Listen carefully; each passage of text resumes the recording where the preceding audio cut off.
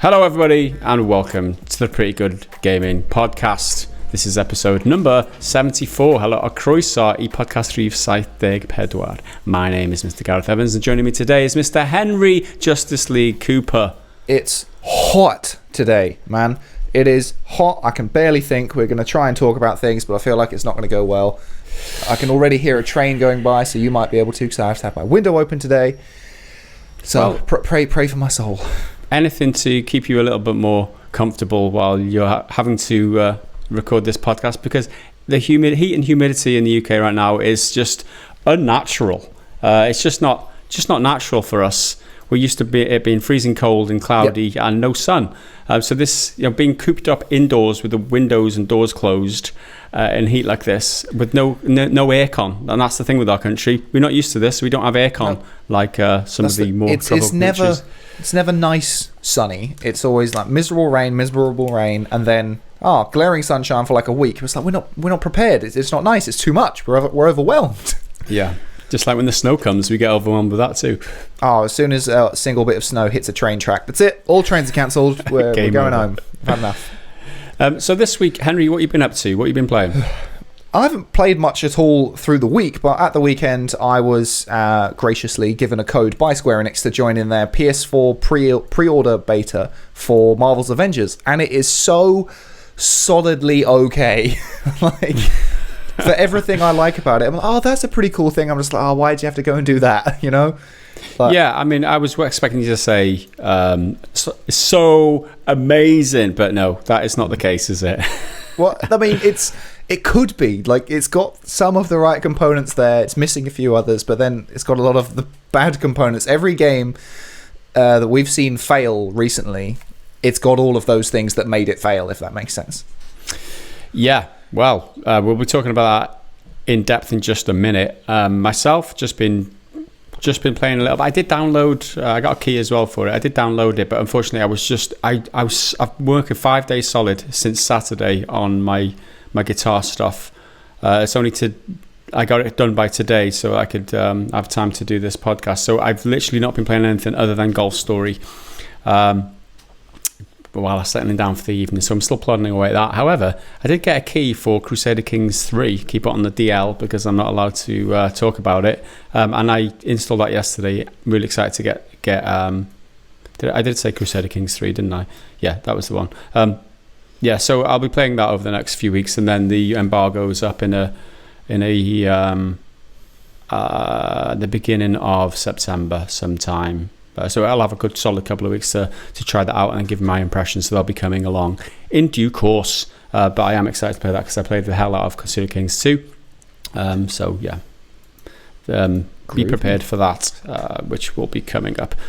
So let's jump into. I'll just run through what we're going to be covering today. So Marvel Avengers is the main thrust of the podcast. Henry's had time on with it, and I didn't get to play it, but I've been consuming as many impressions as I could. So we'll have a nice chat about that. Discord questions from the Patreon community after. And then we have the Triggered Fanboy comment of the week. We're taking some YouTube comments. Bad Dad Joke of the week to finish off. And then, the final segment, The End, which is the ending segment. The final segment. Our famous segment, The End. The famous segment, the ending segment. So Henry, tell us about Marvel's Avengers and start with how much of it did you play and what were did you play on your own, did you play with friends, or you didn't play with friends? It went live at around 9 p.m. UK time, I think. Some people said it went a bit earlier, but I started it at 9 p.m. on the Friday, played it for a few hours that night, maybe like 3 hours, then played reasonable amount on Saturday, and then quite a lot on Sunday, so I did get quite a substantial run out of it.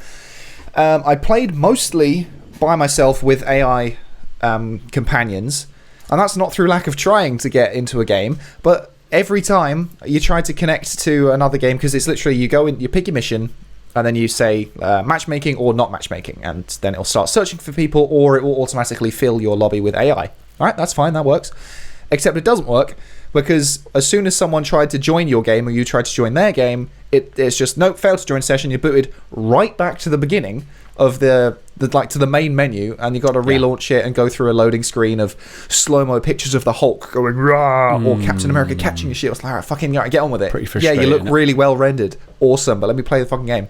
So that was really annoying. I did get a couple of real person sessions in, which were definitely better than the AI ones, but I mean, given the nature of some of the missions, they're quite open, at least when you start, and it's like, great, get to this point, but there's a few other points you can have a look at if you want to go do optional stuff and get some rewards. But everyone just flies off in their own direction. Everyone just starts going, I'm going to do this, I'm going to do this. I'm like, yeah, okay, yeah, but we need to work together. This is the point. We're the Avengers, right? But it's one of those things where I've said it for a while now. It's definitely going to be a lot of fun with friends.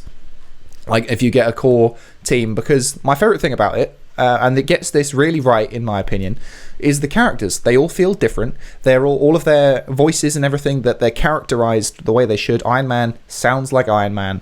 Hulk, I mean, there's not much else to do with the Hulk. He's big, he's green, and he breaks stuff. But all that's really, really good.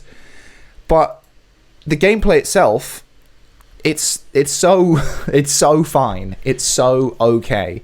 Like, okay, so from what I've seen, right, people... I mean, I saw Worth the Buy doing a really short video while he was playing a game with one hand, like mashing the buttons, like the heavy and the light attack, while he was ordering a takeaway or something with the other, just not paying any attention at all. And on the screen, you could show his gameplay, and he was doing just fine, and the character was moving. All he was doing was pressing the attack button, and he was moving around, like dodging and stuff. I'm like, is it that button mashy? Is it that easy? He did say it was the very early part of the game, so yeah. Does it get any more complicated or interesting than that, Henry? Well, yeah. So if I want to try and like play devil's advocate and defend it, it's like, well, that's the opening section of the game. That's Thor specifically, who's meant to be good at comboing. He's meant to be good at up close hand melee combat. But at the same time, it is really fucking easy. It's very, very, like, casual. And that's because it's the Avengers. It's the biggest IP on the planet. Most people know what the Avengers are, or know at least one of them, like Iron Man or the Hulk or Captain America or something like that. So they want to invite as many people in. I'm like, okay, I get that. But it doesn't seem like it's got a particularly high ceiling for how you can like build your characters in a particularly interesting way. I mean, it was only the beta, so it's very, stripped down. But none of the gear really made a difference beyond just numbers, and that's my biggest problem with a lot of these modern service-like games, or games even like Assassin's Creed, where they've started doing gear. It's just numbers. None of it means anything, and there are some damage numbers, but it's not on every single hit, so that's at least something. But every time you hit someone, they still they get knocked back or whatever, but you're still just chipping away. You're still just grinding on them until they die, especially when you're someone like Hulk, and if the Hulk is fighting like an ordinary man, just a human with no armor, no gadgets or anything, he's just a guy, the Hulk should be able to annihilate him in just one hit. But it doesn't happen, because all of the enemies scale as you level up, so you don't actually feel stronger, because everything else is going up as you are, so you're not actually progressing. So you're just grinding, right? Yeah, the gear stuff, I just don't think it's worth it. And there's a button in the gear menu. You press I can't remember, it's one of the sticks, I think, and it will automatically equip your highest level stuff. Now, that's not always the best, because some of them, like, you'll have a high level uncommon item versus a lower level rare item, and if you upgrade the rare one, that's obviously going to be better because it's got more stats and shit. But you can just bypass the whole gear system if you want to, and just equip everything automatically. And at that point, if the game doesn't change when you do that, if you're not being penalized for doing that, if that makes sense, like if you don't need to focus on your gear, then what's the point in it being there? Yeah. Oh, exactly. If you're having gear, you should be thinking about it, but that's no casual is really going to want to fuck around with that. So yeah, they'll just hit the button. But then if you do want to specialize your gear and upgrade it and stuff, I didn't really feel like it made that much of a difference anyway. I mean, sometimes you can get like a bonus damage type. I think instead of like poison or fire damage, they call it like particle damage or gamma damage, but it's basically the same thing. Like sometimes if you fire a rocket as Iron Man, it will be like a normal rocket, but then if you equip the gamma gear, it will be it'll be a green rocket, and it'll do like some gas cloud when it hits stuff. I'm like, I mean, that's something. Sounds impressive. But it's just nothing. It's just nothing. Yeah. But then when it comes down to actually playing as the characters, I think it's fundamentally, I had fun. So for every problem I have, I keep coming back to, I did have fun. And that's where I think I'm slightly more positive than a lot of people, because all the games as a service stuff, I'm like, this sucks. Get it out of here. Pretty much every problem I have with it is because of the game as a service element. But maybe that's just my bias. I don't like that kind of approach to gaming. But then I come to the characters, and I'm like, yeah, I like being the Hulk and just running through stuff and just smashing shit, because they all feel different. In the beta starts with the opening section, which is on the bridge, which I think we've seen in like a million trailers. They've showed it over and over and over again. The first gameplay reveal, I think in E3 was that section. It's very linear, very, very on rails, and that's kind of the point, because it's just to showcase you quickly through all the characters. You bounce straight from Thor to Iron Man to Hulk to Widow to Captain America, and then you're done. That's it. It's like 10 minutes, if that. So playing as all of them there, I was like, okay, now I'll get a little bit of a feel for them. I really didn't like Iron Man in that section. I was like, well, I don't get where he fits. I want to be flying around, but I don't feel like he's set up to do that. It seems like he's actually more powerful on the ground. But then when I played him in the wider beta, which is when it opens up to the more less linear stuff and you can pick your missions and whatnot, once I started upgrading him, he got way better. He's might be my favorite character now, because he's so versatile, because he can fly, which is automatically a huge advantage, while everyone else is on the floor, especially if you balance it with someone like Hulk, who is perfect for melee stuff. Hulk in the middle, have Iron Man fly up. You can unlock in your skill tree for him, you get like Repulsor Blaster, which is just like the hand blast. It's just like an energy thing. You can then get rockets, which are really useful. Then you can upgrade that to like do sticky rockets or manual targeting, where you can send out like 6 at once, which is really useful. Or lasers, which is just like a solid beam. All of those 3 things can be swapped on the go as your ranged attack, but also that affects your heavy attack. So instead of doing a melee combo with punches and then blasts, it can be melee combo with punches and then rockets to do slightly different damage. So that's actually really good. He's really versatile in that respect, because he can just be a mobile turret. And then you have Hulk on the ground being an absolute tank, because he's really strong and it takes a lot of damage. That's him through and through. Your strategy is very limited with the Hulk. I mean, he can throw rocks, so you probably could build him to be a ranged character, but I don't know why you would. That's just stupid. Then Black Widow, she's really good at like comboing hand to hand. She can juggle enemies. She'll like sweep their leg, Karate Kid style, and keep them in the air and hit them with like sticks, like batons or whatever they are. Then Ms. Marvel, she's stretchy. Stretchy powers are really, really stupid. I mean, they look good on a comic book page because it's a still image. So you can have someone punch and there's this huge whip of a fist come around. Right, that looks cool. But she's all right. She's really good at like comboing, but in the sense she can hit loads of people at once, because every punch is like a big sweep. So that's quite useful. Cap, he's much more of a brawler, and like hand to hand, but kind of bouncing between a lot of different enemies and then throwing the shield and blocking and sort of parrying, but it's not quite parrying. It's kind of slightly different. And Thor is kind of similar to Cap, but he's stronger and heavier, and he can throw the hammer Mjolnir and stick people. All of them feel good in their own way, and I can see playstyles which align for them. But then actually in the arenas you're playing them in the levels, they're so sort of hollow and empty, and it is. So there's 2 types after the linear story bit. There's 2 types. There's drop zones, which are very quick, like 10 to 15 minutes, single objective. Right, go to this base. There's a computer, hack it. There's a generator, blow it up. That sort of thing. Quick in and out, very simple. Then there's war zones, which are slightly bigger. They can go from like 15 minutes to maybe even an hour if you do like all of the little stuff.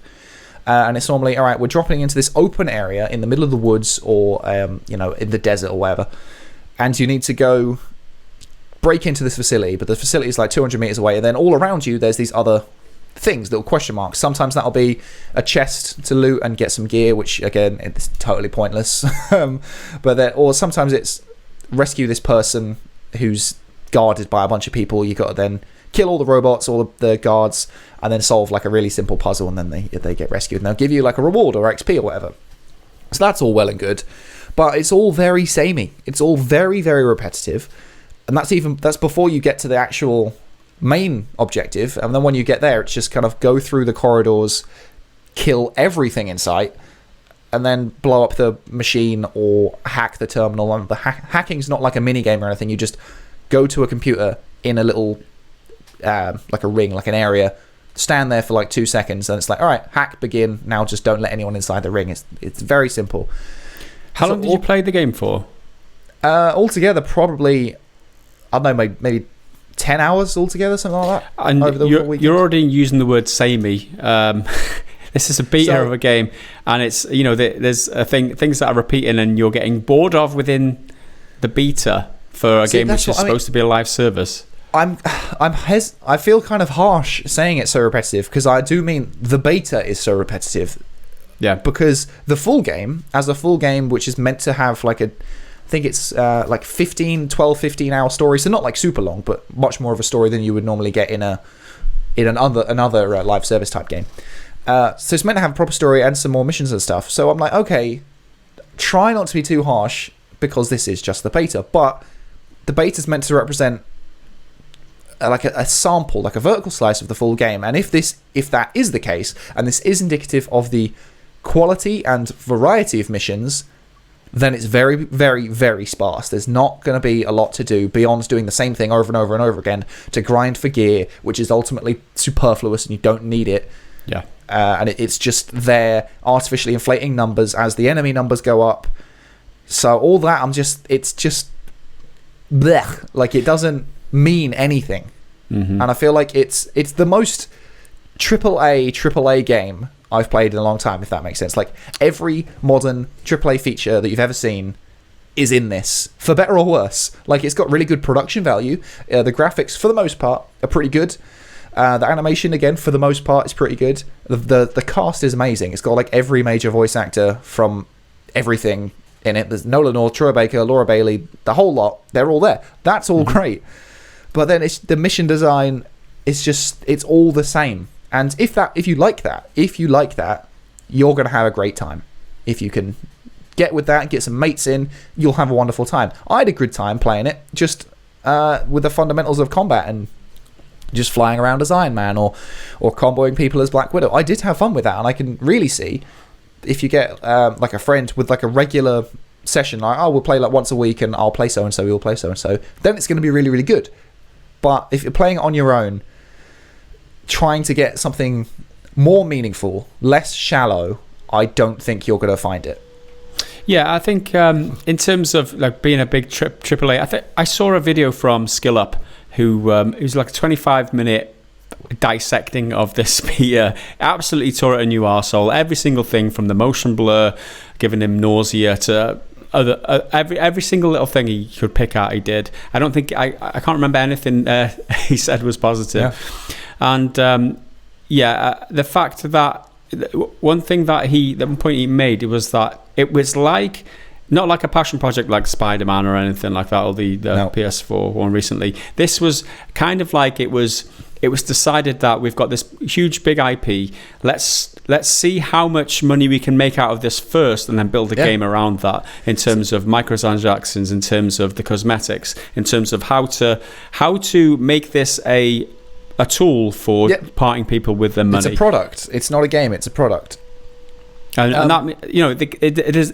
The game lacks soul in that way, right? It's not there for your enjoyment. It's there for your for milking your wallet. And fundamentally, like these are my fears going in, thinking I'm not really that affiliated with the IP Avengers. I didn't really watch a lot of the movies, whereas you're a little bit different. You're probably well invested in those by now. So I was like, just holding off to trying to think, will I enjoy it? And it turns out it's, you know, another one of these big cash grab type of things. In my eyes, anyway, that's the way that I see these types of these products.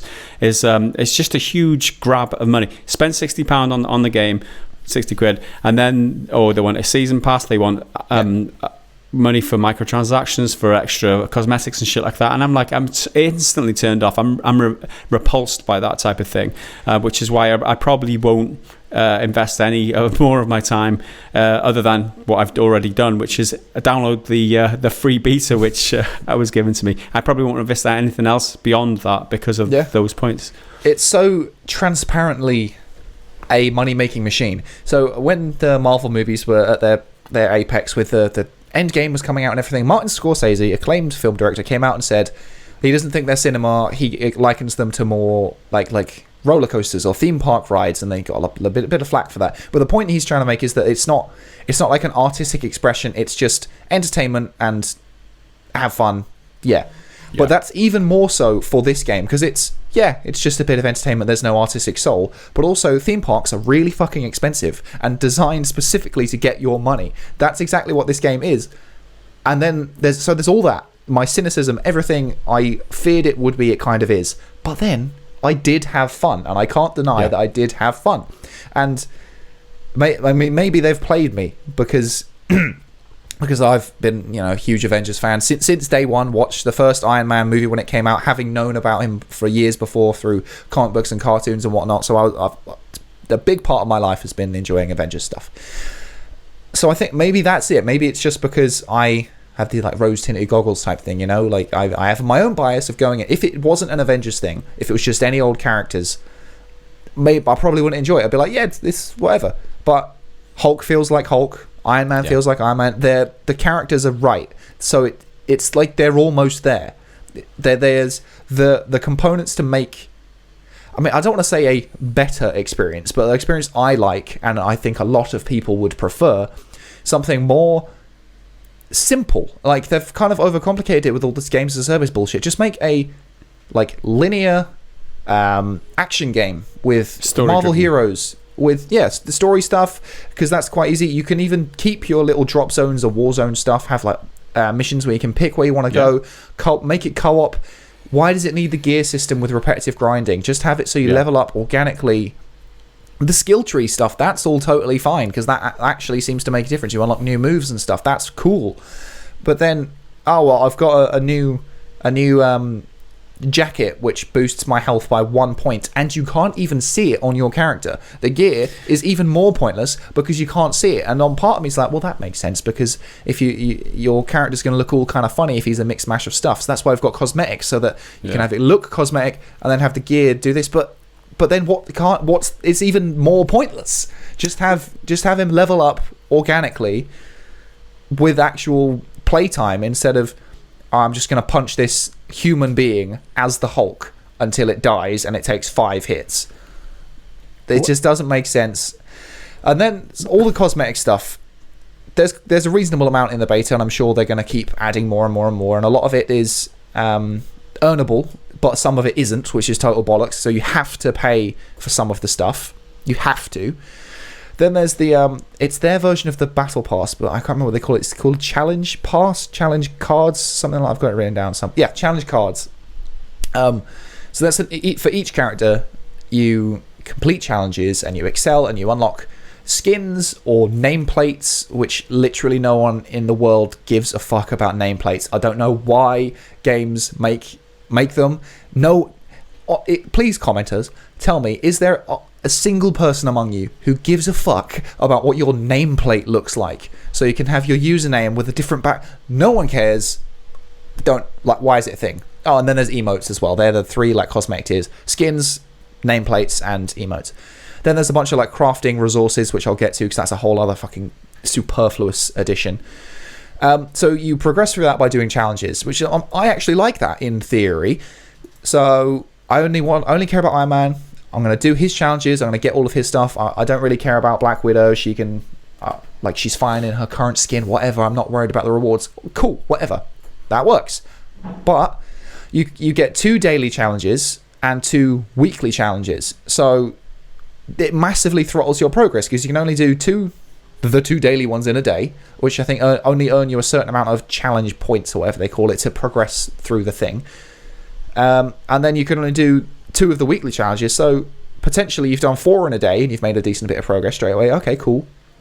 But then you've got just 2 more each day for the rest of it, so your progress is going a tiny bit at a time and you're not really getting anywhere. But see, here's where they get you. It's because you can pay your way through it. You can just pay with the premium currency to get whatever you want. So you can go straight to tier 5. I want that skin for Ms. Marvel. Pay for that, and it unlocks everything behind it as well. And that's total bullshit, right? Like, it's just why have you made it like that? I know why. It's because Money, it works, and you know you'll get more money out of it. You know you will. And the thing is, I almost respect them for being so transparently, it's to make money. We're here to make money. Respect them for that. That's what I mean. That's what I mean. A greedy, transparent bunch of bastards. Nah. And when you say that they kind of got you because the heroes are actually fun to play, isn't that the bare minimum that you expect? You know, that is the bare minimum that they've achieved, which is the heroes feel fun to play for a short while in your experience. That's the bare minimum you expect, and then they're throwing all this other bullshit on top of it. It sounds like a bad time for me. Which just makes them less fun, because it's like, now I've got to spend time in a menu which takes like 5 seconds to load, which is just too long. And 5 seconds doesn't sound like a lot, but when you're bouncing across stuff, each one takes a long time to get to. And then I'm going to equip stuff which doesn't do anything meaningful. It's junk that's thrown on top, and it's a skin. There's a skin on top of it to make it look interesting and jazzy, but it's not. It's just numbers in a spreadsheet giving you percentage increases, which you won't notice, you won't feel it. Yeah, I feel like this game is the epitome of what I dislike in the games industry right now. It's just the like most AAA game out there. Which is exactly, I'm almost repulsed by it. And the more you talk, the more I'm disgusted. And there's the whole Spider-Man thing, which we've already talked about, which is gross. And there's the if you subscribe to Virgin Wireless Network and you get a free skin to look like a corporate shill. Buy these chewing gums, or buy 3 chewing gums, and you get horrific. Like a bubblegum emote or something. A bubblegum emote. Like, why? It's horrible. But again, I'm like, I had fun. I can't deny that I had fun. And if I played it with, is your soul worth it though, Henry? Is your soul worth it? Selling your soul for that fun, is it worth it? We may end up getting a review code, although we've kind of shit all over it, so maybe not. Well, if not we do, really. I will definitely play it, and I will probably enjoy at least 20% of it. At least 20% of it, I feel like I will enjoy. But I certainly wouldn't, based on the beta experience, I wouldn't buy it day one. It's like a wait for sale job. But the problem with a game like this, if you're recommending a wait for sale, there might be no one playing it. So you're then stuck playing on your own with AI companions, and the AI companions, they are functional. They will kill things if they see them, but they don't do anything else. Some walls to do like optional objectives, like rescue a person who's been kidnapped, you need to smash them only with the Hulk. Only he can get in there. But if you're not playing as him, you're Ms. Marvel or something, you then can't do it. Like, you can't command the AI to do it, which is something they're really missing. For a squad-based game, we are always on a team of 4 for the drop zones. I think sometimes it's a smaller team for the more narrative stuff. But yeah, so you can't control your AI partners, so you're actively at a disadvantage. So it's another one of those where it's like, yes, you can play it single player, but you're going to have a significantly worse experience. Yeah, absolutely. I think in terms of appreciating certain aspects of the game, but then not the rest, and thinking, are we being fair on it? This is still a beta, and things are likely to change. And it's kind of important sometimes that we do push back on these things in the industry that we don't enjoy. Like the Battlefront 2 type of vehicle. Before that was in beta when the whole loot box thing kicked off. It never even launched with loot boxes because of the pushback. So it's important that we do highlight, and the game's for the better now. All right, it's reached the end of the cycle of its life now, and they're not supporting it anymore. But there are a load of people who've had a load of fun with that game.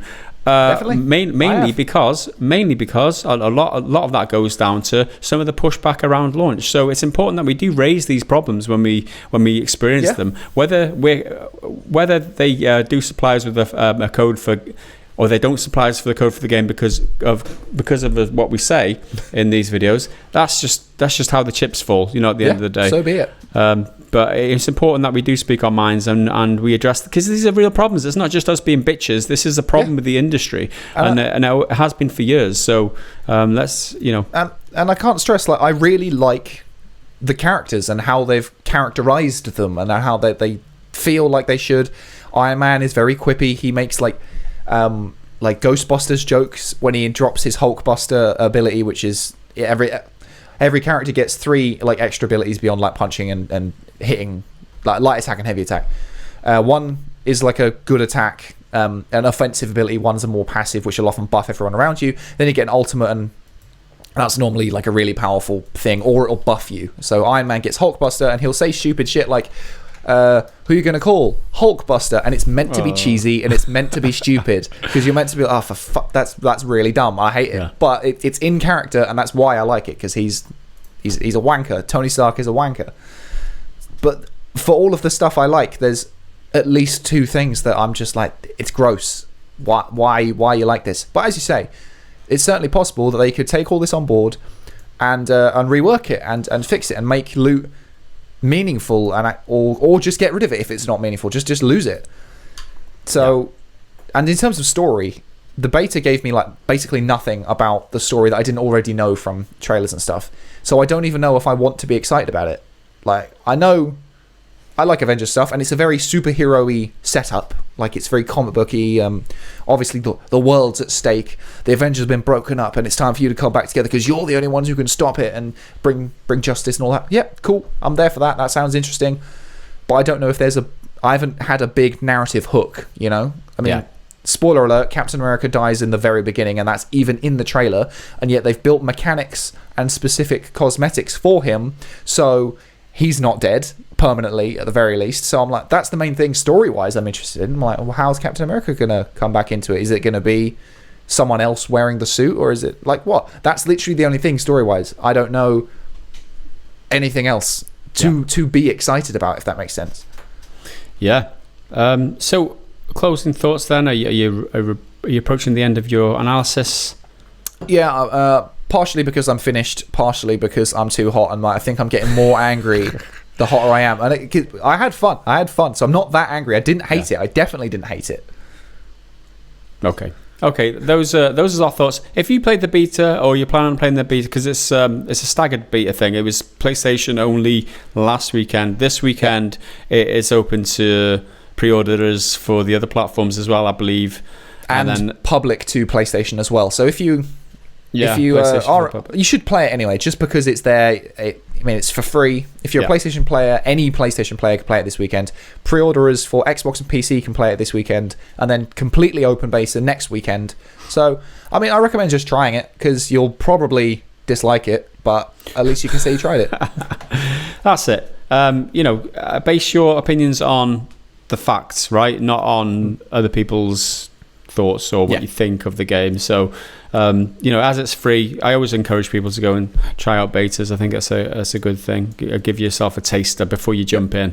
But there you have it. That was Marvel Avengers. Let's know what you think down in the comments below, and let's move on to our Discord questions. So this is the community questions put to us by our patrons, the loyal, faithful patrons over at patreon.com/Pretty Good Gaming. And for as little as $1 a month, you can support us on Patreon to help us continue producing content here on YouTube, because without the patrons and the YouTube supporters, we literally couldn't afford to continue producing content. So I'd like to thank everybody who does sign up, and as part of that, we will always read out the new subscribers per week. So this week we've had 2 new or increased pledges. So $5 per month pledged by Shu. Appreciate that, dude.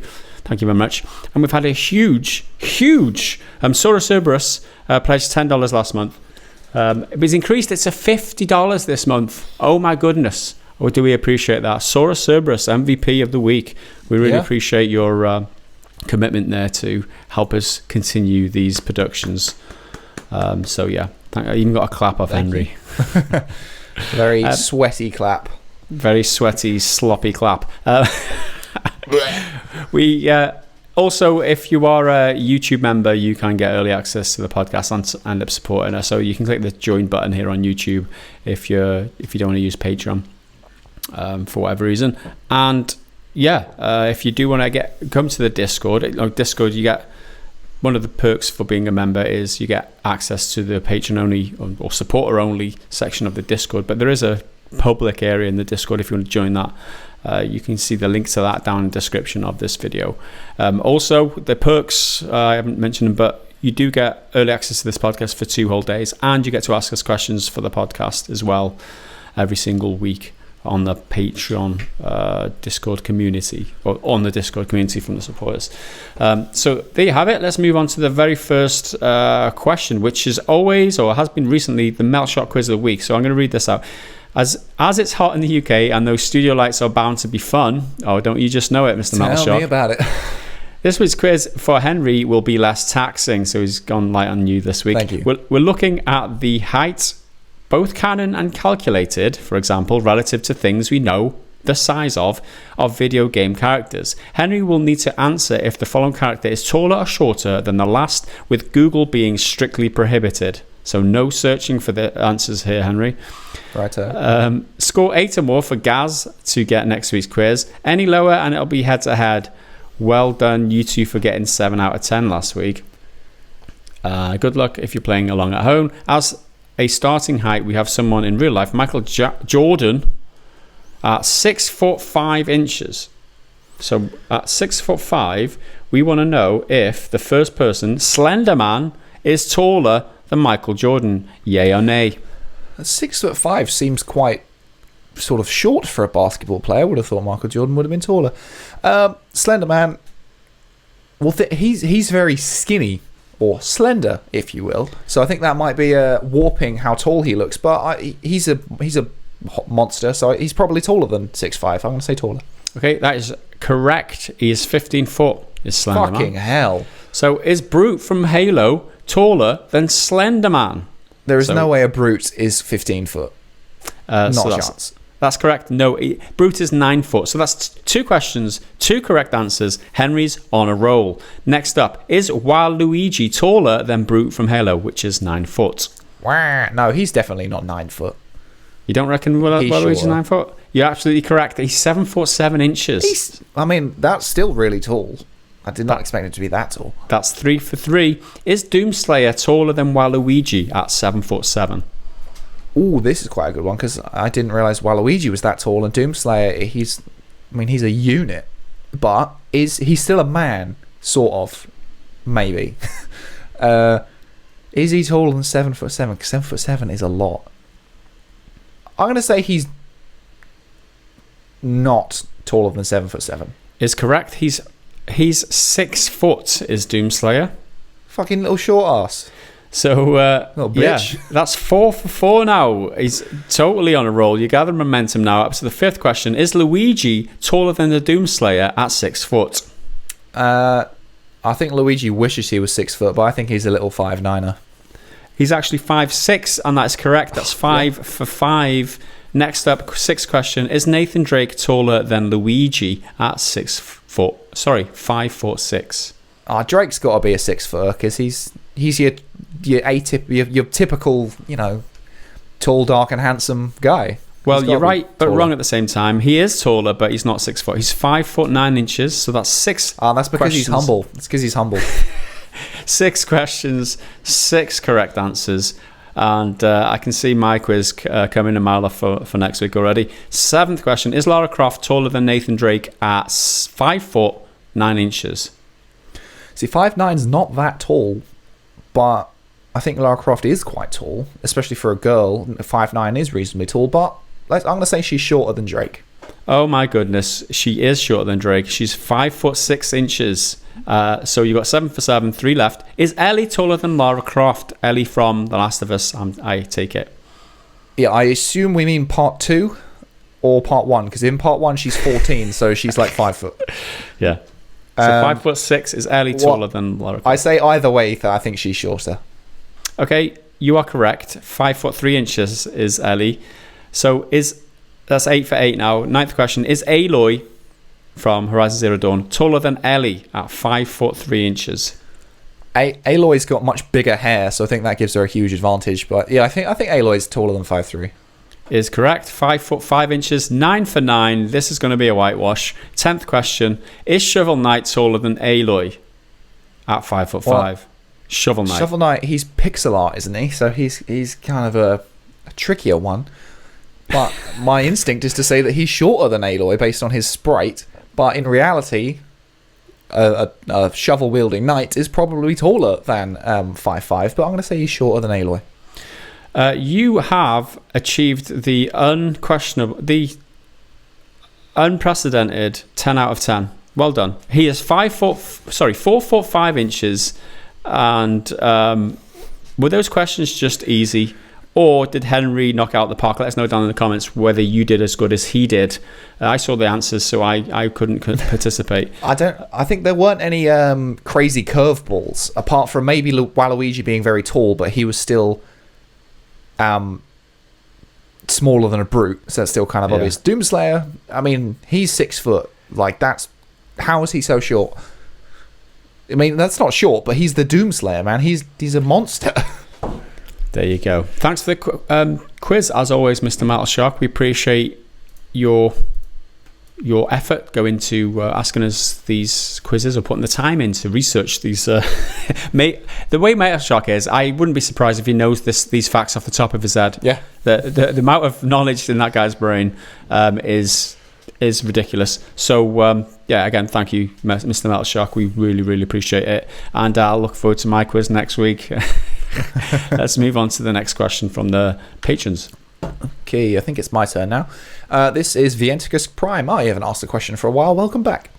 When you guys talked about premiering / revealing / advertising for a game, for some reason I started thinking of the original Final Fantasy VI, number 3 for those outside Japan, commercial where Mog was auditioning monsters.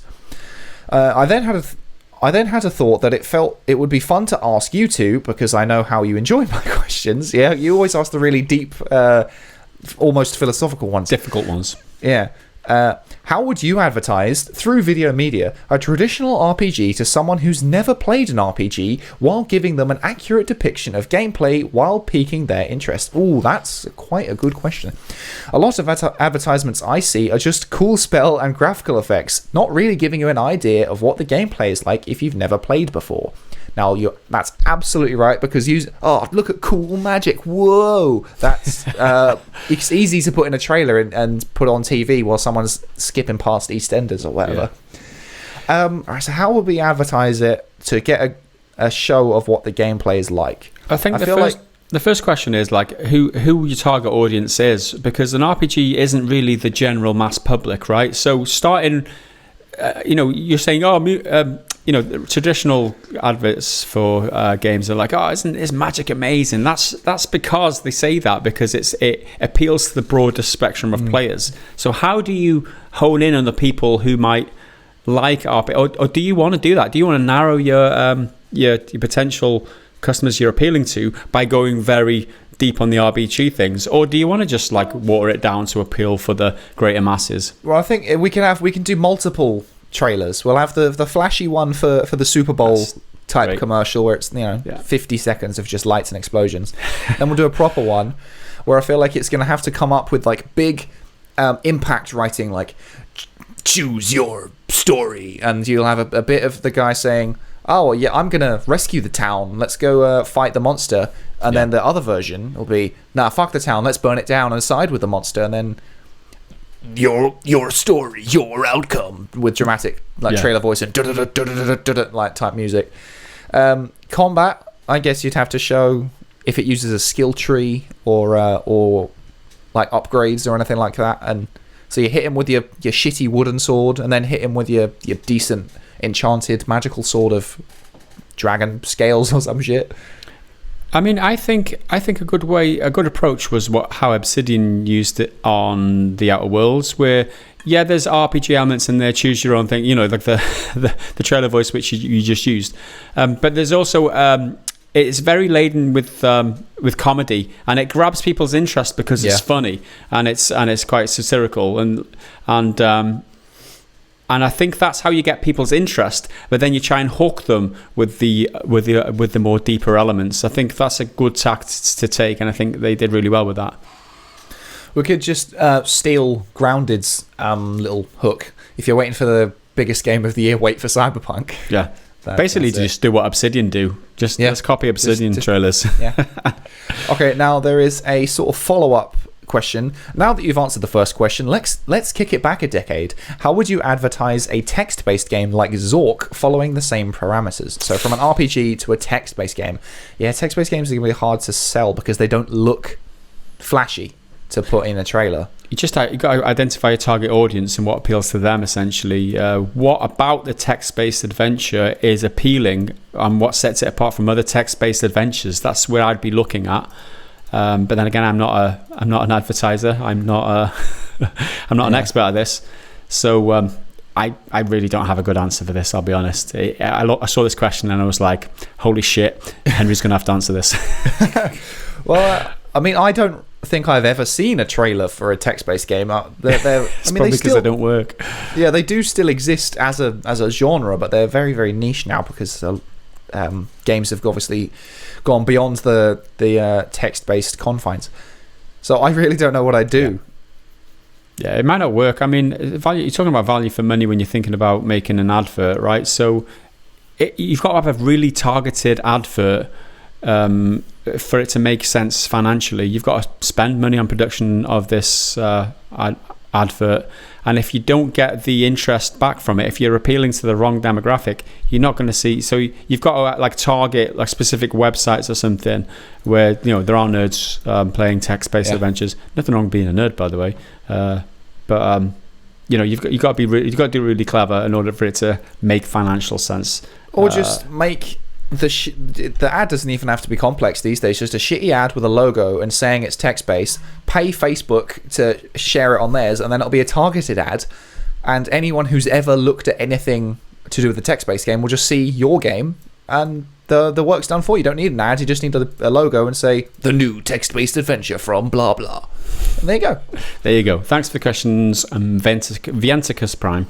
Next up, Cloney. So, every week you wonder if your podcast might get too long. As a fan of your channel and the podcast, I am wondering myself, what is putting the time constraint on the podcast? Is it editing time? The time you want to spend on it? Do you have another appointment after the podcast hours? Or is it just that you are worried about the video getting too long to watch? Because if it's that, let me reassure you that I'm going to watch any length of video you put out. I am used to watching 4+ hours of Critical Role without a break, open mouth emoji. I think there's a lot of factors here. One is that it's difficult maintaining focus for over 2 hours of talking. Especially in this heat.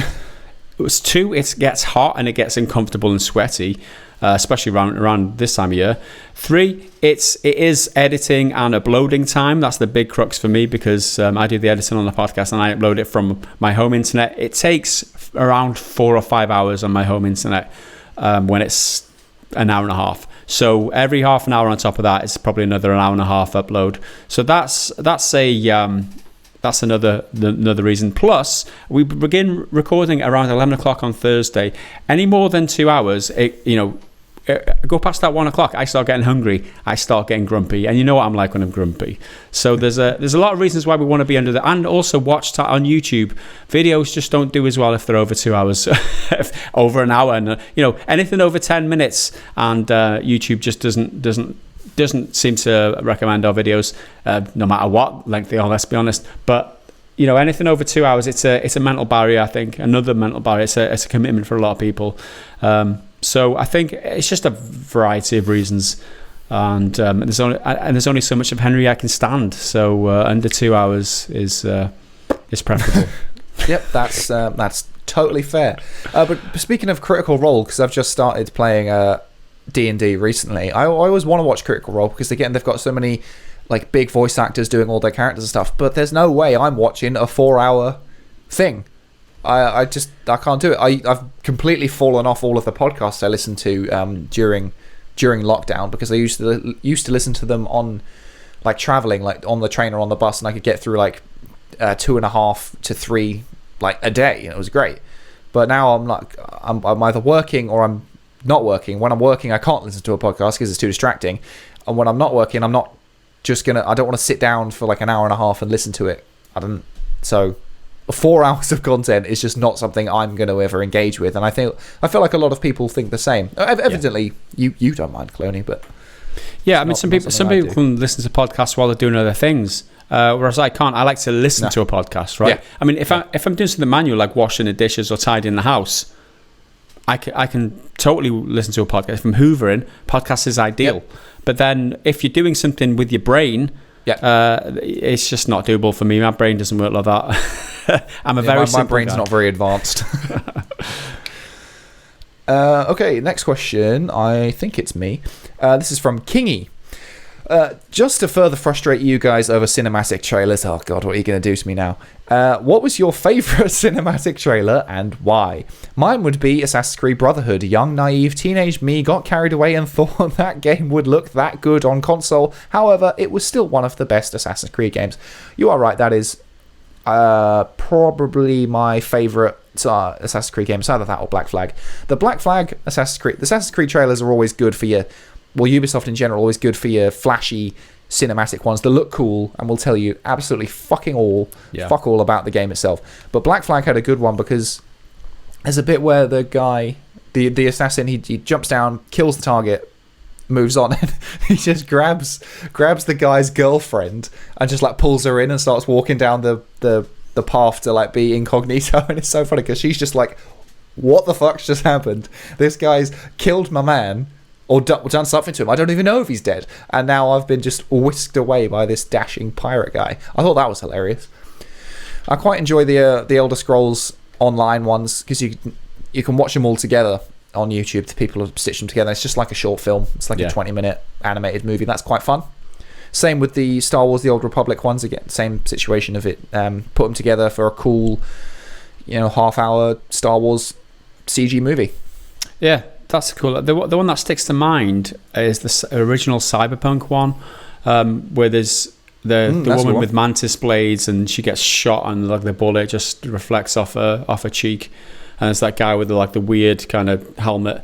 That's because we used that trailer so often. We didn't have anything else to go on until like the huge Cyberpunk like reveal thing happened a couple of years, the more recent reveal with the gameplay and stuff.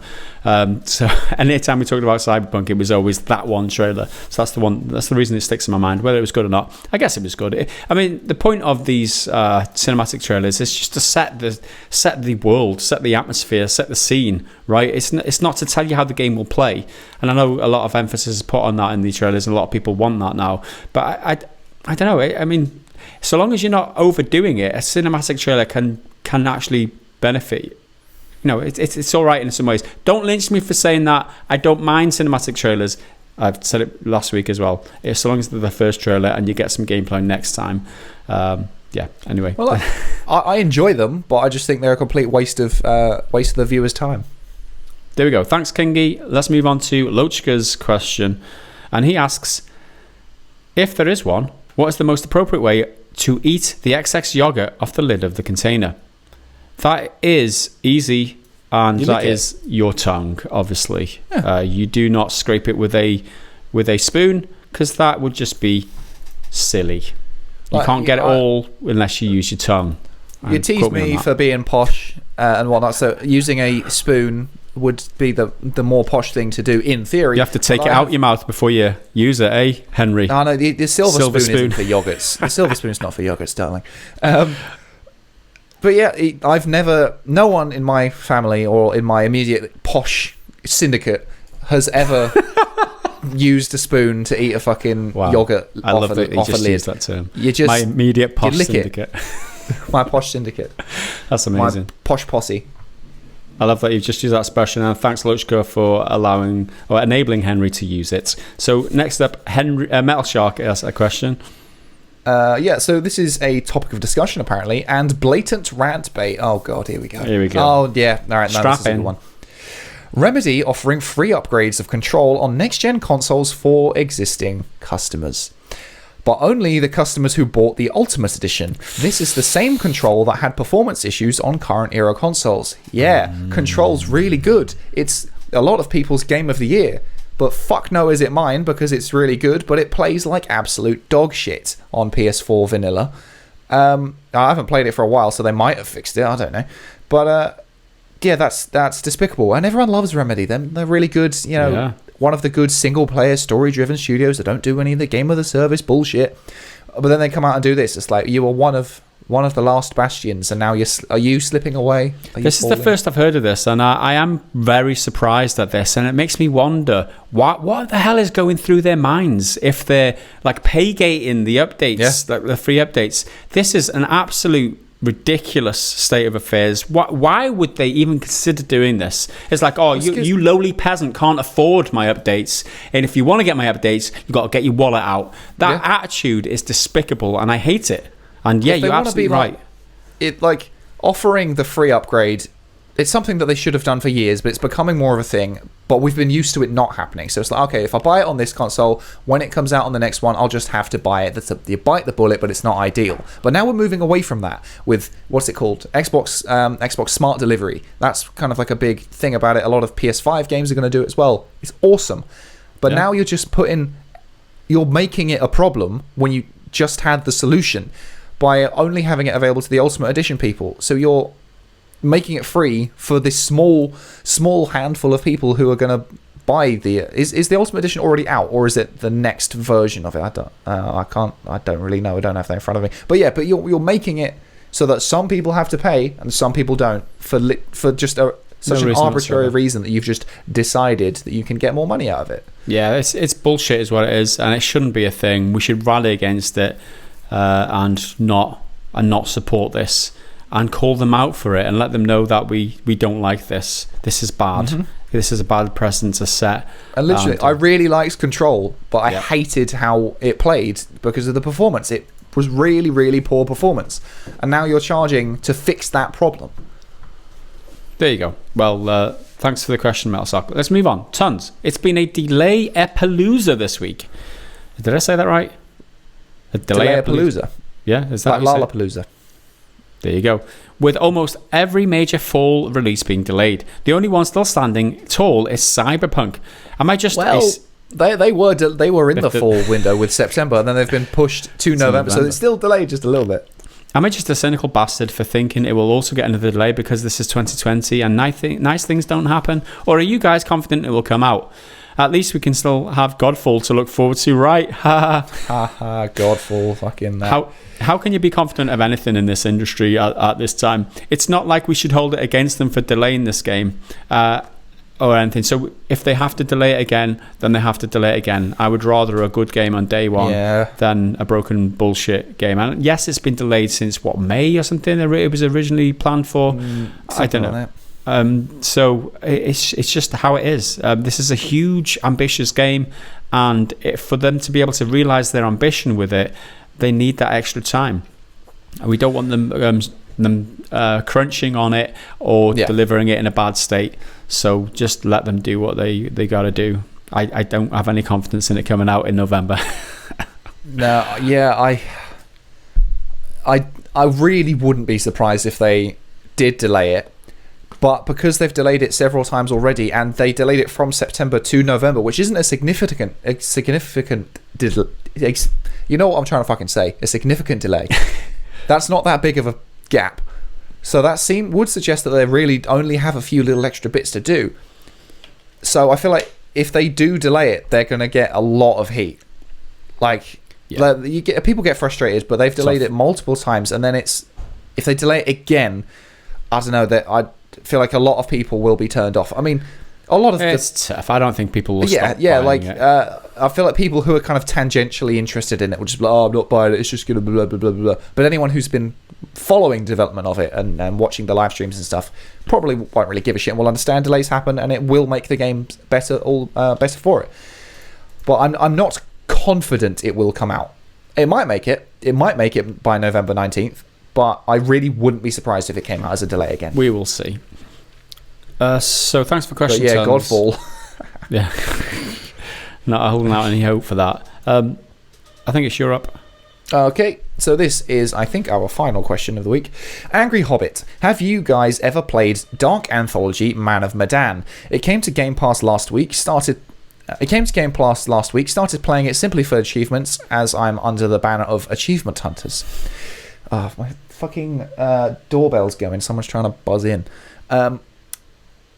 It's been a long time since I found a game that actually hooks me and makes me want to go back and find out what happens. Now, this is a story which really isn't my thing, but my god, was it fucking amazing. Twist being your choices have an impact on what happens next or further into the future. Don't want to say too much to ruin it for anyone. I highly recommend it. If you played it, what was your views? As I say, it is on Game Pass, and I believe it's on PC too for you guys. So Dark Pictures anthology Man of Medan, that's the newer one. I think came out last year from the guys who Supermassive Games. The guys who did Until Dawn, which I really, really, really like. Like Until Dawn. Yeah, I think that's exactly it, and especially if you're getting it for free, because it's these like narrative-based games that are maybe 4 or 5 hours, or maybe even 8. I don't know. It's a short, linear, one and done type of game, and they can be really fun, but you don't want to pay 40, 50, 60 quid for it. So getting it on Game Pass is ideal, and I think that's a great way to be able to experience this, because you're not invested going in. You don't have to. You don't sit there thinking, God, am I going to get my money's worth? So with me as well, I did enjoy Until Dawn. I love the consequence things. I've always loved games where your choices have consequences, and there's all right, the gameplay is limited, but you get to experience being these characters and making their decisions, and then their choices have consequences for the rest of the story, and I think that's really good. I have not played it. It's definitely one that I would play if I had it available. I might check it out at some point if I know it's on the PC now. Yeah, I definitely meant to play it, but it got quite poor reviews. But if you're recommending it and it's on Game Pass, which I have, so I don't have to pay anything extra for. Obviously, I'm paying for Game Pass. Then I might check it out. But I think a lot of games like this, as like Until Dawn or Detroit Become Human, or David Cage's games, they get flack for just being movies. But I think there's absolutely nothing wrong with that interactive cinematic thing as its own genre that is light on gameplay, because the gameplay is the choice, and it puts the interactivity and your choice in the story and how it unfolds front and center. And I think there's absolutely nothing wrong with that. It doesn't need to have like a bunch of RPG mechanics and different combat styles and different weapons or whatever. It's the choice is the gameplay, and the point is to engage in the story in a way that you get to create. And I think that's a really good way of games to be and to use games as a storytelling medium. So I don't like it when people criticize it. I think it's totally unfair.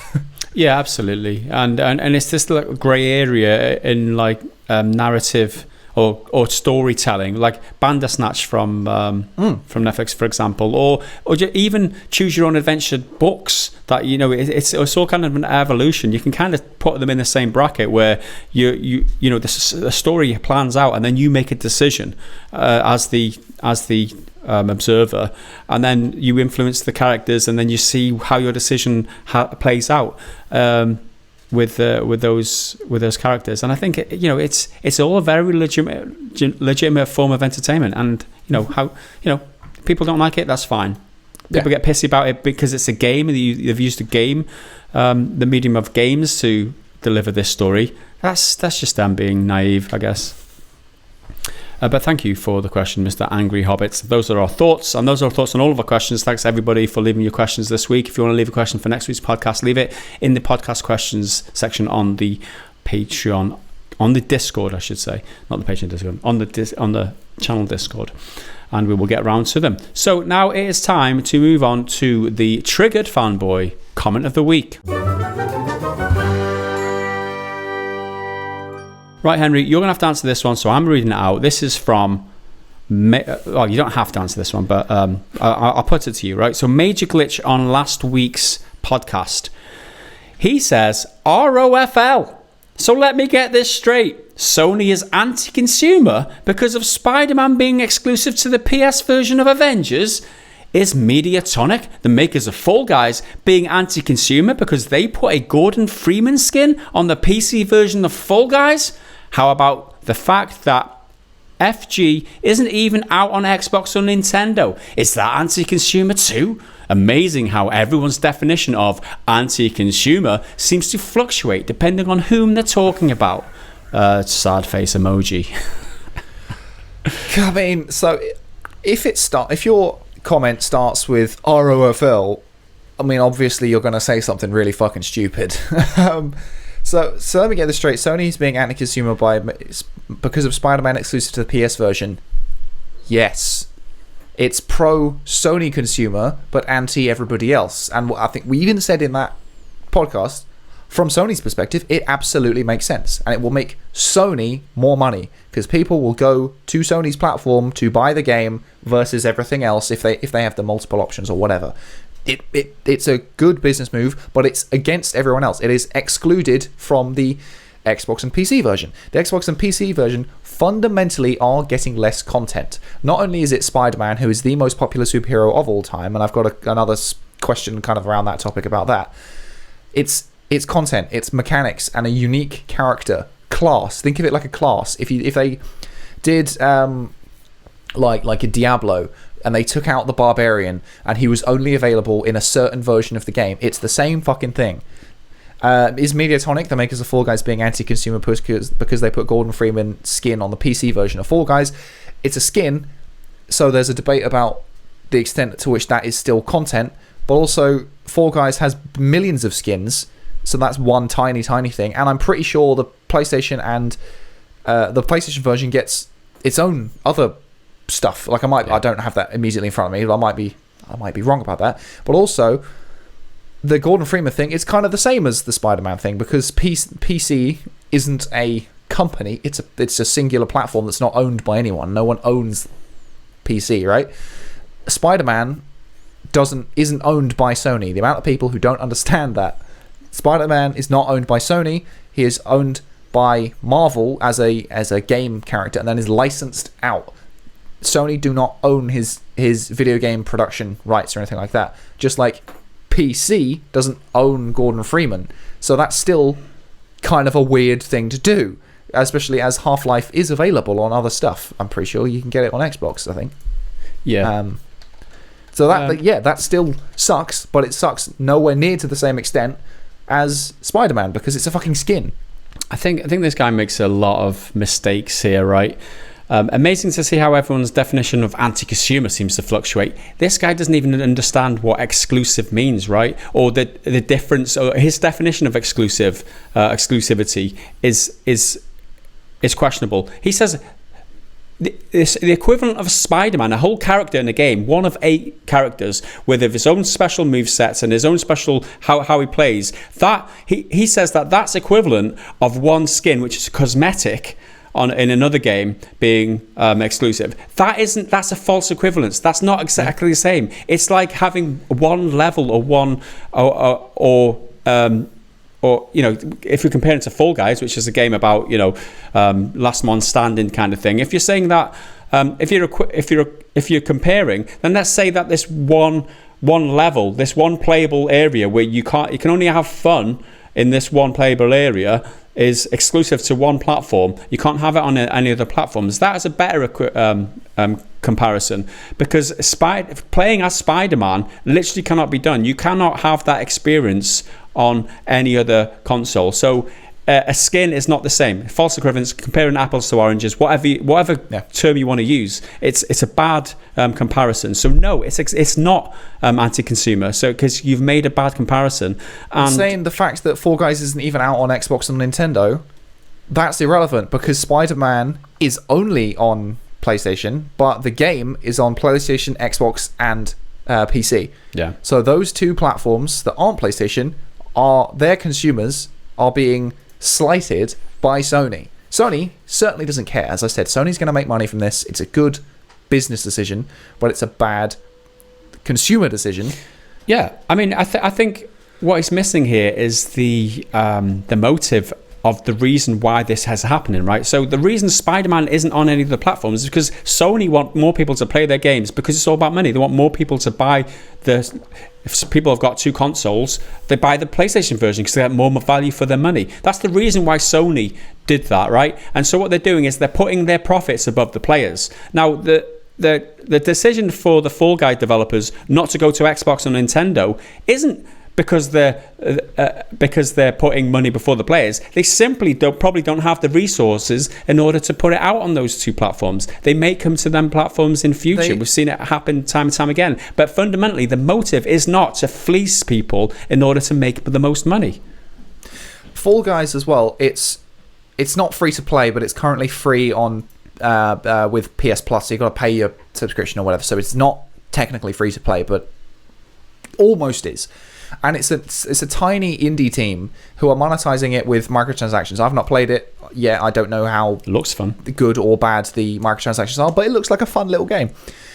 So that's totally different to a massive AAA corporation like Square Enix doing a deal with another massive corporation like Sony. They are 2 enormous companies who individually are probably 4 times the size of Mediatonic. Mediatonic is getting...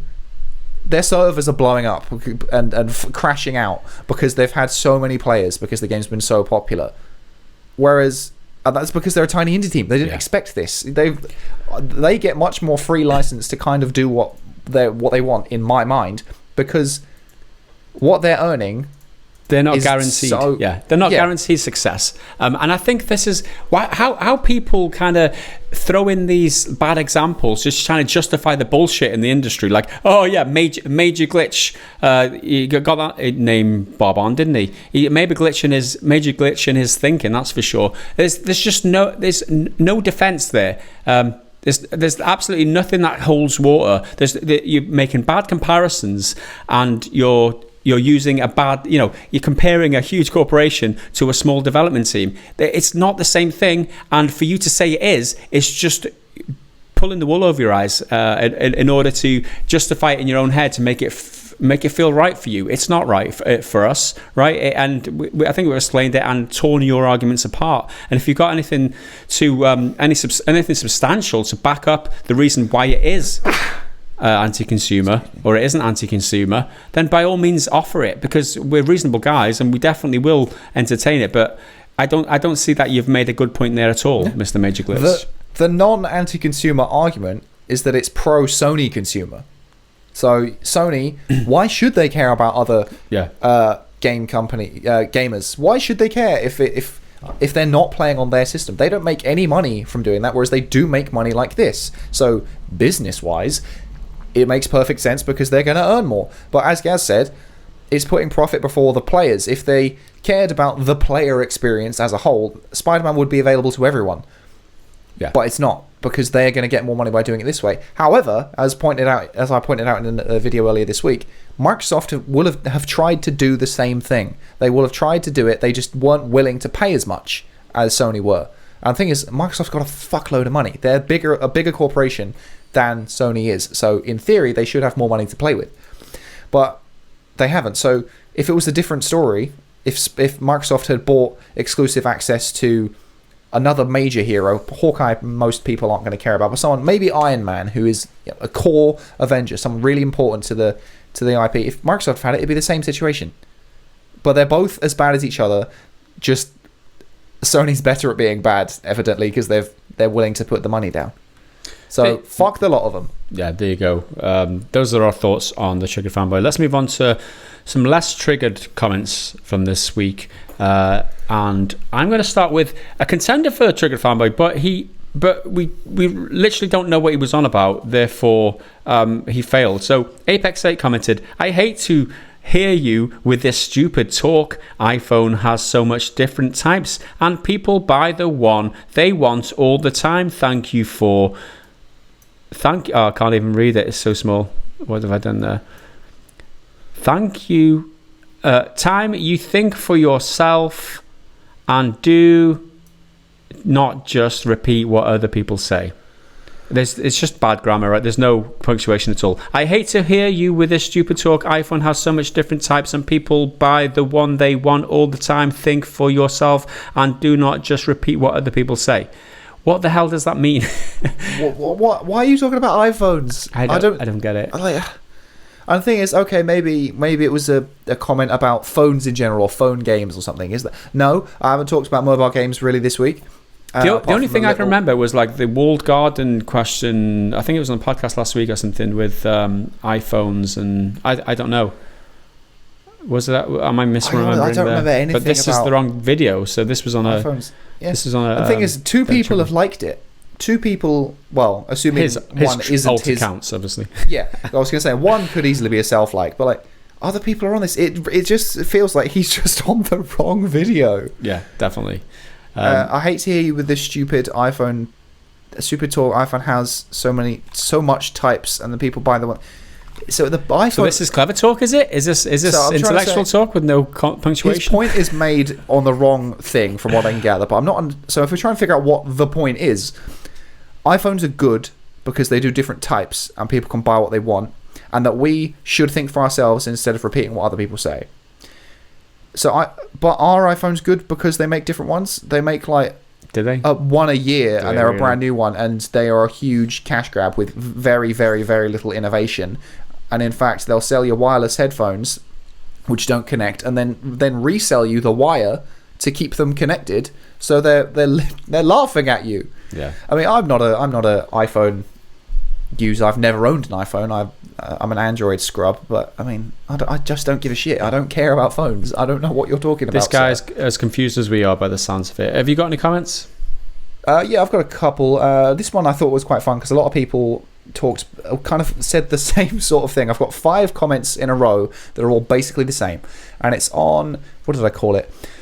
Could Trump's TikTok ban kill Fortnite? Because Trump was planning to, he wrote an executive order which was to block the company that owns TikTok from doing business in the US, but also one of the companies that Tencent owns, and because of the wording, it meant that it could possibly impact other Tencent deals, but apparently that's not the case, although it doesn't explicitly say that, so it's still kind of up in the air.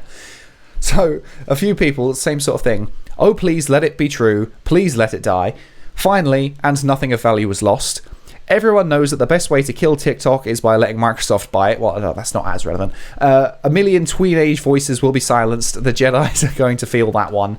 2 birds, 1 stone, LMAO. Now, I think that's really funny because part of the point of this video, that section, was that if it's true and Trump is going to enforce restrictions on what Tencent can do, it's actually a really big fucking deal. Because games like Fortnite and League of Legends and Call of Duty, because Tencent have a stake in Activision Blizzard, so many like big games are going to be hit. Well, I put Fortnite in it because it's the best one for a thumbnail and a title and shit, because everyone loves it or everyone hates it. And this is exactly the kind of thing I wanted. Loads of people jumping on being like, yes, kill it, let it burn, as soon as they see the title and the thumbnail. But then if you listen to the video, it's like, no, this could actually be really industry changing and potentially really bad. But it doesn't look like it's going to happen, because the White House has come out and said, no, we only mean this company that Tencent has, not Tencent as a whole. Although realistically, fuck Tencent. Okay, so next comment I've got here is from Ian P. Tech, right? Ian, he's one of our antagonists in the comments. He has been for ages. And he comments, have these tools, this is on last week's podcast where I struggled to say anisotropic. Have these tool bags never read the word anisotropic before? Unsubscribed. No, you won't, Ian. You've been subscribed for 2 years and you've said you're going to unsubscribe in every single comment. You tool bag. Try harder. I mean, he is our regular antagonist, as you say. He's been a triggered fanboy in the past, but before we realised what his game was, game was. But now he's just a troll, and just a troll. Trolling it up to the max. Good, yeah. Unlucky, Ian. You didn't manage to trigger me that time. So I've got one here, which was the one I kind of alluded to earlier, and this is on. What's it on? I think it's about Spidey anti-exclusivity, but on the video about it rather than the podcast, I think. So this is from XRider09. people keep making this point. It's like taking Batman out of the Justice League. No, it's not. It's nothing like that. You're buying an Avengers game. Spider-Man isn't part of that group. Having Batman as DLC would be like having Captain America as DLC. Spider-Man is more like having Supergirl as exclusive DLC. Yeah, it's nice to have Supergirl, but I'm not buying a Supergirl game. This is it's such an actually. It's like Batman and Spider-Man aren't the same situation because Batman is in the Justice League, but Spider-Man isn't an Avenger. But it's like, that's not what fucking matters. No one cares that Spider-Man's not an Avenger. They care because he's the most popular superhero of all time. That's why it matters. Oh yeah, it's nothing to do with... We're not saying it's the same because of Batman's status in the group or Spider-Man's status in the group. It's popularity. Batman is the second biggest superhero of all time and therefore is DC's biggest superhero by quite a significant margin. So this is just this is the best actually without saying the words, which I think is great fun. He got 2 likes, so a lot of people agree. Well, not a lot, obviously, but a couple of people seem to agree with him. Again, assuming they're not self-likes from an alt account or whatever. But like, no, just shut the fuck up, man. There you go. So next up, I've got 2 comments on the same topic, and they're basically diametrically opposed, right? So. Or almost. Cape Fury, who is a YouTube member, so appreciate your comments. This was on last week's podcast. Henry, play Golf Story now. Love all your content, guys. And then Leonardo da Vinci, who commented on the podcast the next day. Golf is incredibly boring. Now, I don't disagree. I mean, is it as boring as cricket though? That's what you got to ask yourself. Oh no. Cricket's way better solely because of the commentators. Don't get me started, Henry. We're gonna have it's gonna be fisticuffs here, dude. Golf is. I don't really want to boring. Defend golf. I don't want to defend golf. Cricket is just boring.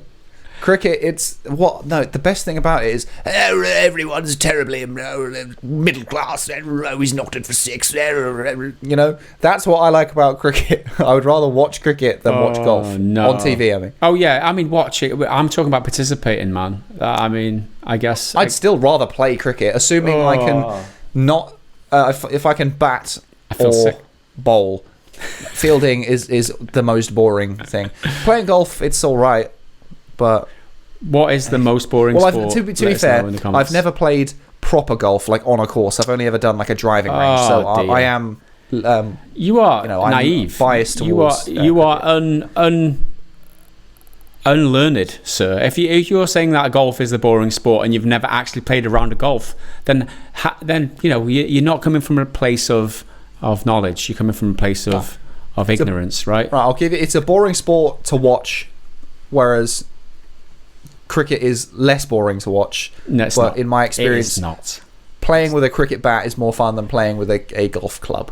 So, I tell you what's bad. I don't really want to defend golf because it is kind of boring to watch, but it's all right to play. Is that playing foot golf, which is like golf but with a football on a bigger course? Well, actually, it's not bigger, same course, but you've got a bigger hole to get the balls in. That is pretty damn good. And let me tell you that once playing foot golf, I got a hole in one. So let it be known that foot golf is probably the best game. Good for you. I mean, Sick crazy golf. If they played crazy golf on TV with really like ridiculous contraptions, then I play it. Crazy golf's fun to play because it's just ridiculous and stupid. But you should play Golf Story now, Henry. Yeah, I mean, I'm probably not going to. Although, to be fair, I did spend like an hour going through the Nintendo eShop and just adding stuff to my list. Yeah. It's like, oh, that's on sale for 15 quid. I might buy that. And then, oh, no, that's still full price for 50 quid. Well, that'll go in the list. Did you see a lot Golf of different Story? things. No, I didn't even consider it. It didn't come up, so it's flying. Your loss, my friend. Your loss. Well, I don't regret it. Any more for any more? I've got a couple more. Fortunately, they're both quite short. There's this one which is on video about new Xbox model leaking and then Avengers Virgin skins, which are horrific. And this person said, King Bigo, how does Sony not care when they're doing all this for Sony's gamers? Okay, alright, if that's an angle, then Last of Us and God of War say they care. What the fuck are you talking about? Last of Us and God of War, they're two really, really good games. Arguably number 2. I mean, I'm not going to open that fucking can of worms. But, they're not making them for you. They're making them to make money. And they have both been very, very, very successful, especially The Last of Us Part 2. Highest grossing PS4 game ever, 4 million units in 3 days. They don't care about you. They care about making money. If it happens to be that they make a game you like and they can make money, that's a win-win. That's like ideal. Everyone's happy. They earn money. They can keep making these games I like and they can keep making money. I win. Wicked. But they don't care about you, King Bigo. They don't care. They do not care. I care more about you than they do. Which is not much. Not much. All right, I've got one final one. Okay. Unless let's do it. So this is on a video about the ex-Arcane boss who criticised AAA gaming, and then it was some Cyberpunk stuff from the live stream. This is Cups and Lantern, who I think has commented a few times before. So this person said, you know what else looked great before launch? Anthem. I've got 4 likes, and this is me saying that I'm very excited about Cyberpunk. Did you think Anthem looked great before launch? Like, is that something people think? I thought it looked shit all along. Like, I mean, that first trailer with at E3, which is really scripted. I mean, that looked kind of cool, but that's even then I'm like, this is so scripted, it's not real, and it's got those fake in-game voice chat where it's just people trying to sound really cool and like they actually play games when, no one's screaming racial slurs at each other, so it's obviously not real. But no, did people think Anthem looked like great before launch? I doubt it. I mean, flying around looked cool, but I certainly would never say it looked great. No. Cyberpunk definitely looks great. It looks great, and impressions are that people say it plays great too.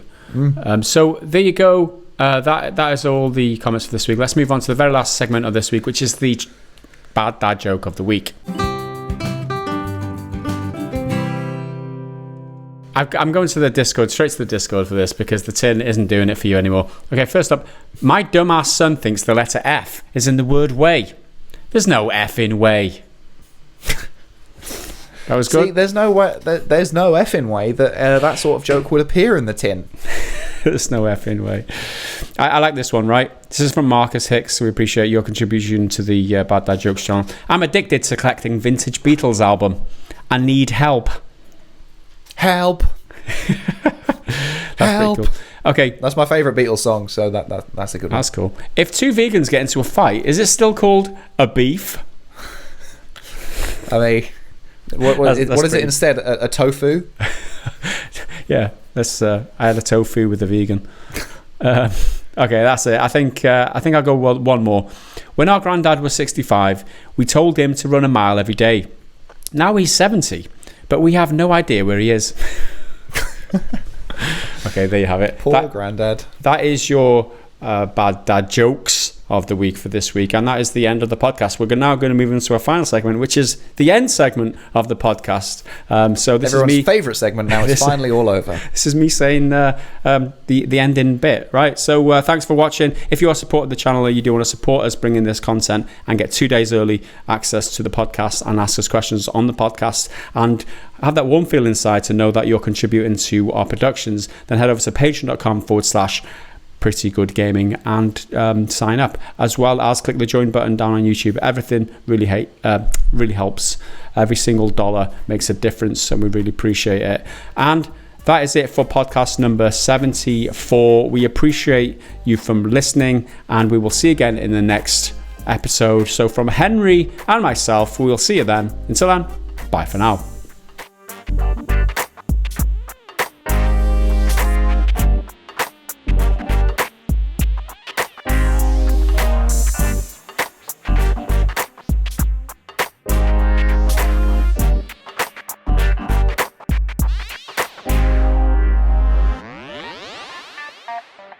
Wow.